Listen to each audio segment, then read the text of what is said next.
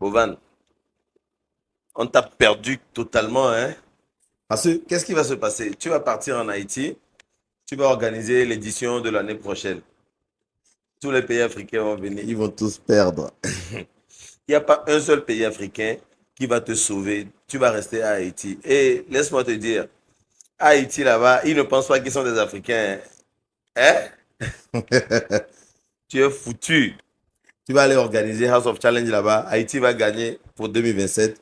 2028, Haïti va gagner. 2029, Haïti va gagner. Parce que pour eux, c'est une mission, ce n'est plus un jeu. C'est un moyen d'exprimer leur frustration.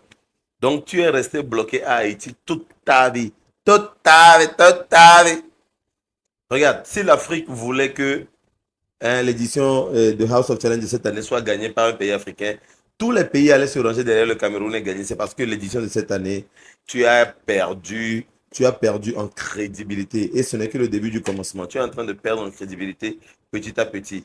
Donc, je ne sais pas s'il va falloir sortir une loi pour dire que, bon, si on organise 3 fois dans le pays, dans un même pays, la quatrième édition, il faut qu'on quitte pour donner la chance aussi aux jeux de gagner en visibilité. N'oublie pas, il n'y a pas de président à Haïti. Ce sont des gangs. Donc, quand les gangs là vont se pointer devant ton... Et puis, Jojo.